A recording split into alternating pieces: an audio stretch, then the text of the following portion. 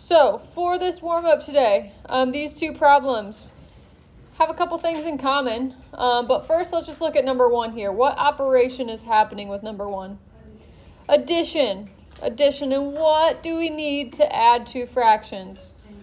We need the same denominator. We need to find the least common denominator. Good. Okay, so if you can remember back to the steps that we have talked about, we look at our denominators. We ask ourselves, can they be factored?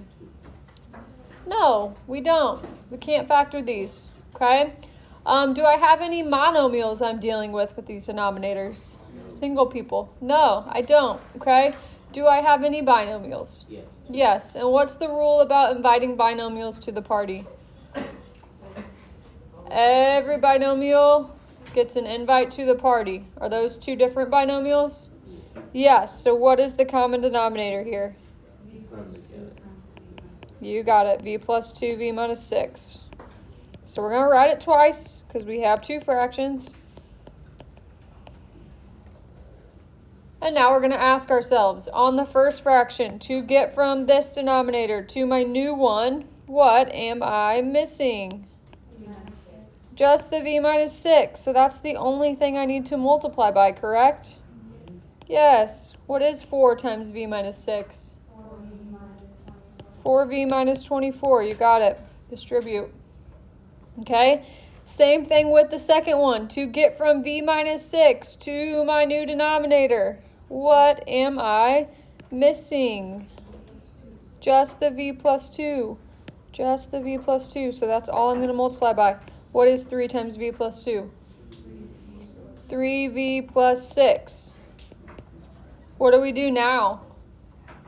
Add. So we don't start crossing things off and trying to simplify right now. Absolutely not. It defeats the whole purpose. Okay, we do not simplify with addition or subtraction until the very, very end.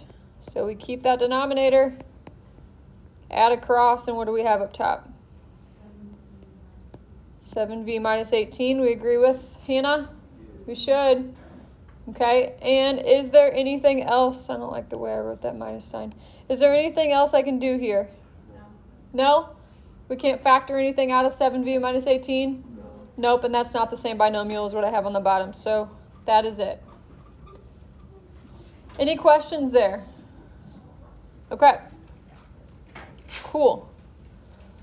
Cool, cool. Then we move on to number 2. This is what we did the last class, right? Complex fractions. Isn't it pretty much the same process? We look at the denominators. We ask ourselves, are they factored? Are they? 4, 2, and 8. Absolutely, they're single people. You can't do anything with that. Okay? And then what do we pick for our LCD? What will all of those go into? They will all go into 8. 2 goes into all of them, okay? But they all go into 8. That's what LCD means. Okay? And then we ask ourselves, what is each of these fractions missing? The first one, to get from 4 to 8, what am I missing? 2. So I multiply by 2. What is r squared times 2? 2r squared. Second fraction, we'll keep our plus sign. What's 2 missing? 4. What's r times 4? And we move to the bottom, same thing. To get from 8 to 8, what am I missing? Nothing, so just r plus 2 times 1, or just r plus 2. Cool. How come I didn't have to write the denominators of 8 anymore? Because they're all the same, right? They canceled. Okay, we just kind of did that step in our head. Remember that? Okay, so there's no need to write it out each time. We're left with this. Are we done? Can I simplify like this? Ooh, cancel those. Ooh, cancel those. Absolutely not. Why not? They're not the same binomials, okay? We got two terms being added or subtracted on top and bottom. They're not the same. Are they factored, though? No. What can I do on top? 2r, and what's left? R plus 2. Anything on bottom? No. Just r plus 2. And now what? Yeah, now they cancel because they are the exact same. We're left with 2r. How many of you got that one? Okay, we were close. Good. Okay, if you weren't, do you have questions? Do we have questions? Okay, before we move on, I just want to talk about something real quick, okay? I'm going to go back to the original warm-up problem number 1. You don't have to write anything. I just want you to pay attention to what I'm about to say. So, on the quiz that we took, I don't know if it was last class or the class before. It's been a couple days. At the bottom, there was a little X with an equal sign with a line through it, and I told you just to ignore that for right now, that we hadn't got that far. You remember seeing that?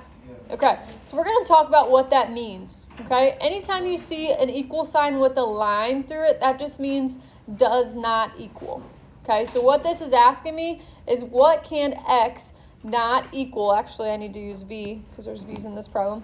What can V not equal for this problem, okay? So when we're talking fractions, what can you not have as a denominator of a fraction because it makes your fraction undefined?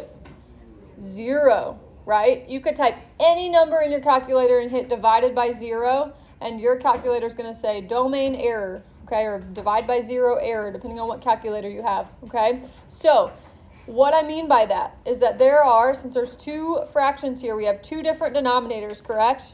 So if I set those equal to 0, I'm solving for what variable would make those denominators be 0. Okay, so let's solve both those problems. So on this one, I would subtract 2 over, so V would be 2. On this one, I would add 6, so V would be 6, right? Okay, so those are actually going to be my values that V cannot be. Can't be -2, and it can't be +6. Okay, because if I plug those back in, -2 plus 2 makes that denominator 0, right? And 6 minus 6 makes that denominator 0, which would make both of those fractions undefined. Are we clear there? Okay, I'm going to make up one on my own. Let's say that I had V plus 2 over V minus 8. Is that the same one that I just, no. What could V not be for this one? V can't be 8, okay? So, if you get a final answer of 8, we would just want to cross off that answer, right? If I got that for my final solution, and it would end up being a no solution problem. Does that make sense? Yeah? Okay. So that's going to come into play today. I want you to go ahead and flip to 4.4 notes, solving rational equations. If you don't have your notes packet today, I'm sorry, I'm out of them, so you're just going to have to take notes on notebook paper and then copy them back into your packet when you get one. Okay.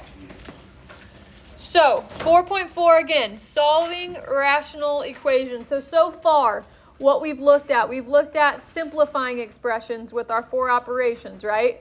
Okay, we've done addition, subtraction, multiplication, division. We've looked at simplifying those complex fractions, right? Okay. And then we have also, that's pretty much it. I think that covers it. Okay. So, solving rational equations, what's the difference between simplifying and solving? How do I spot the difference? Yeah, what's a problem that has to be solved have that a simplifying one doesn't? An equal sign. Okay, so that's the dead giveaway. If you see an equal sign in a problem, that means you're solving. You're not simplifying. Okay, but the process is going to be pretty simple. And I think that you'll find that today's notes are actually pretty easy, hopefully. A lot of classes did. So, first method here, you have seen before. You've actually seen it in middle school. Okay, when you have a proportion, you can use what is called cross multiplying to solve that. We can cross multiply to solve that. Okay? The trick here for method 1, though, is that can only happen if I have one fraction on the left and one on the right. Okay? That's the only time I can use cross multiplication.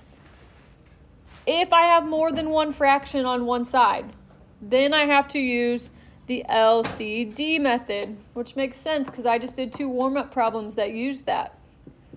Maybe I was preparing you today for what we're about to do. Okay? So, starting off with number 1. Okay?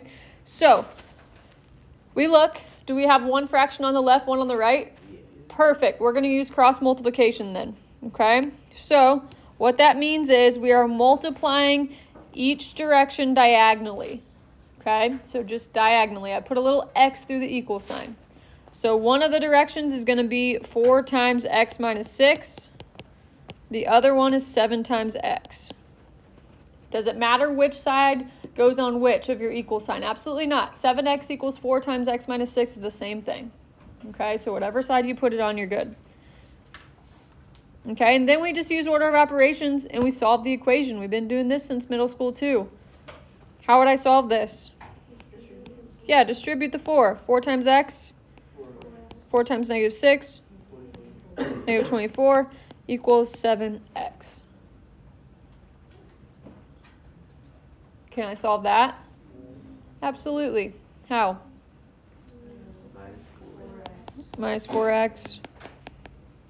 Negative 24 equals 3x. And last but not least, divide by 3. So x equals negative 8, Jace? I like it. Good. Okay. Easy enough, right? We just have to double check one thing. Go back up to the original. Go to those two denominators. Set them both equal to 0 real quick. What can x not be for this problem? 6 and... nope, x equals 0. So, no, x equals 0 is already solved. So it can't be 0. We're just doing denominators. Yep, just denominators. It doesn't matter about the numerator. Numerator can be anything. Okay, so if x can't be 6 and 0, am I good with an answer of negative 8? Yep, we're totally fine. So we're moving on. Any questions there? Okay, a lot of people are going to forget to do that last step. So that's one thing too, that if you wanted to just get yourself in the habit, for like instance on number 3, let's just go ahead and tell what r can't be so we don't forget to do that. R can't be 1 and r can't be 0. Okay, on number 3, not number 2. Number 3. Okay. One fraction on the left, one on the right. Yep, so can we cross multiply? Yep, let's set that up. Okay, so one side needs to be 4 times r minus 1, and the other side, r squared. R times r is r squared. Good. Get rid of the parentheses. So 4r minus 4 equals r squared. Okay, and then I want you to pause here. What is my highest exponent? Once I have got rid of those parentheses, we have a highest exponent of 2. Okay, once we got rid of the parentheses up here, my highest exponent was just 1, and I had one possible answer, right?